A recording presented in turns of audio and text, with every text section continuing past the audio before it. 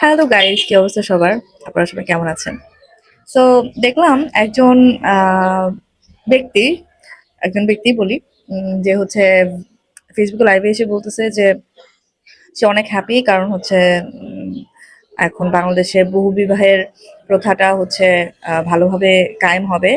ঠিক আছে, আরো ব্লা ব্লা ব্লা, মানে আলটিমেটলি যেটা বুঝলাম যে সে অনেক খুশি যে হচ্ছে ফার্স্ট ওয়াইফের পারমিশন ছাড়াই বিয়ে করে ফেলতে পারবে। তো যাই হোক, এটা নিয়ে আপুরা অনেক অনেক পোস্ট করছে দেখলাম। তো আপুরা এত প্যারা খাওয়ার কিছু হয় নাই। হ্যাঁ, বিষয়টা আসলে এরকম কিছুই না যে ফার্স্ট ওয়াইফের পারমিশন ছাড়া বিয়ে করতে পারবে, এরকম কিছুই না। উল্টা আরো বিষয়টাকে ঘেটে দেওয়া হয়েছে। আগে তো তাও বইয়ের পারমিশন নিয়ে বিয়ে করে ফেলতে পারতো, এখন আরো বারো দুয়ারে যাইতে হবে। দেন হচ্ছে বারো দুয়ার থেকে পারমিশন নিয়ে দেন হচ্ছে 12 জনকে বিয়ে করতে পারবে, সরি 4 জনকে বিয়ে করতে পারবে। এত সহজ না সবকিছু।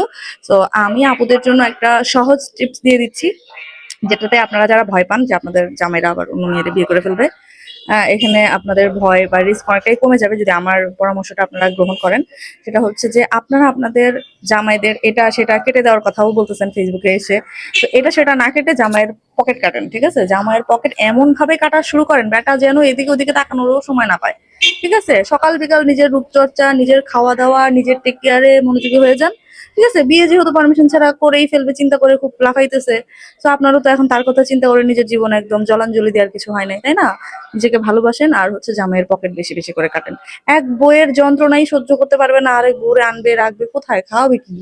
বুঝেন নাই? জামাইরে এমন ভাবে, মানে কি বলবো, স্যালারি আসা, টাকা আসার সাথে সাথে মনে করেন যে টাকা নাই, এরকম ভাবে চলাফেরা শুরু করেন। আর কোন খাতে টাকা খরচ করবেন সেরকম কোনো কিছু যদি আপনি না খুঁজে পান, লাইক বাঙালি মেয়েদের এটা একটা প্রবলেম, যারা হচ্ছে গৃহিণী, তারা চিন্তা করে এত টাকা কোথায় খরচ করবো, কি করব।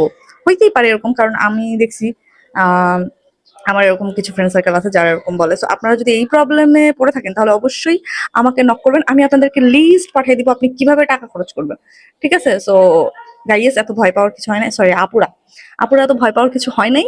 ঠিক আছে, আপনাদের জামাইরা আগে যদি সহজেই গিয়ে আপনার পারমিশন নিয়ে বিয়ে করে ফেলতে পারতো, অথবা বিয়ে করে নিয়ে আপনার পারমিশন নিয়ে নিতে হাতে পায়ে ধরে, সেটাও এখন আর পারবে না। ঠিক আছে, আইনটা আরো বেশি কড়া করা হয়েছে।